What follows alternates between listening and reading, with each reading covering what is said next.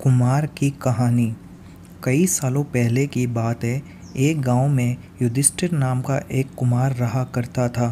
दिन में वह मिट्टी के बर्तन बनाता था और जो भी पैसे मिलते उनसे शराब खरीद कर पी लेता। एक रात वह शराब के नशे में अपने घर लौट रहा था। वह इतना नशे में था कि ठीक से चल भी नहीं पा रहा था। अचानक उसका पैर लड़खड़ाया और वह जमीन पर गिर गया। जमीन पर कांच के टुकड़े पड़े थे, जिनमें से एक टुकड़ा उसके माथे में घुस गया। उसके माथे से खून बहने लगा। इसके बाद कुमार किसी तरह उठा और अपने घर की ओर चल दिया। अगले दिन जब उसे होश आया तो वह वैद्य के पास गया और पट्टी करवाकर दवाई ली। वैद्य ने कहा, घाव गहरा होने के कारण इसे भरने में समय लगेगा। पूरा भर जाने के बाद भी इस घाव का निशान नहीं जाएगा। इसके बाद कई दिन बीत गए। अचानक उस गांव में सूखा पड़ गया। सभी लोग गांव छोड़कर जाने लगे।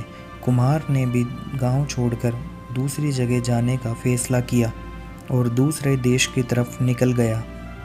नए देश में जाकर वह राजा के दरबार में नौकरी मांगने गया। वहां राजा ने उसके माथे पर चोट का निशान देखा और सोचा, यह जरूर कोई पराक्रमी योद्धा होगा और दुश्मन से लड़ते समय इसके माथे पर चोट लगी होगी।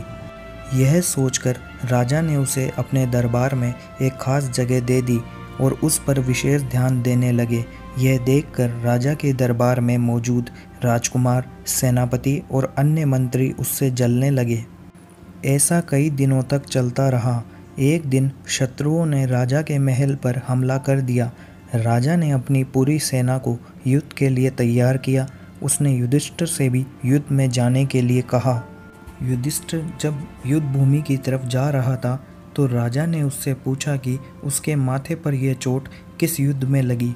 इस पर कुमार ने सोचा कि अब वह राजा का भरोसा जीत चुका है और अब अगर वह राजा को सच बता देगा तो कोई समस्या नहीं होगी। यह सोचकर उसने राजा से कहा, राजन, मैं कोई योद्धा नहीं हूँ, मैं तो एक साधारण सा कुमार हूँ। यह चोट मुझे किसी युद्ध में नहीं बल्कि शराब पीकर गिरने के कारण लगी थी। कुमार की यह बात सुनकर राजा को बहुत गुस्सा आया। उसने कहा, तुमने मेरा विश्वास तोड़ा है और मुझे छल कर दरबार में इतना ऊंचा पद पाया है। निकल जाओ मेरे राज्य से। कुमार ने राजा से बहुत मिन्नतें की। उसने कहा कि अगर उसे मौका मिले तो वह युद्ध में राजा के लिए प्राण भी दे सकता है।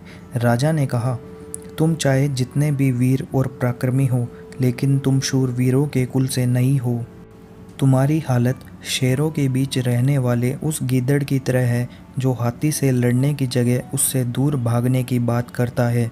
मैं तुम्हें जानने दे रहा हूँ, लेकिन अगर राजकुमारों को तुम्हारा राज पता चल गया तो वो तुम्हें मार डालेंगे। इसलिए कहता हूँ कि अपनी जान बचाओ और भाग जाओ। कुमार ने राजा की बात मानी और तुरंत उस राज्य को छोड़कर चला गया। इस कहानी से हमें यह सीख मिलती है कि इंसान की असलियत ज़्यादा दिन तक छुप नहीं सकती। एक न एक दिन उसका राज खुल ही जाता है। तो दोस्तों, आपको आज की कहानी कैसी लगी? अगर आपको अच्छी लगी तो इस कहानी को एक लाइक कीजिए, अपने दोस्तों के साथ शेयर कीजिए और अभी तक आपने चैनल को सब्सक्राइब नहीं किया है तो चैनल को सब्सक्राइब कीजिए ताकि जब भी मैं वीडियो अपलोड करूं आप लोगों को नोटिफिकेशन मिल जाए। धन्यवाद।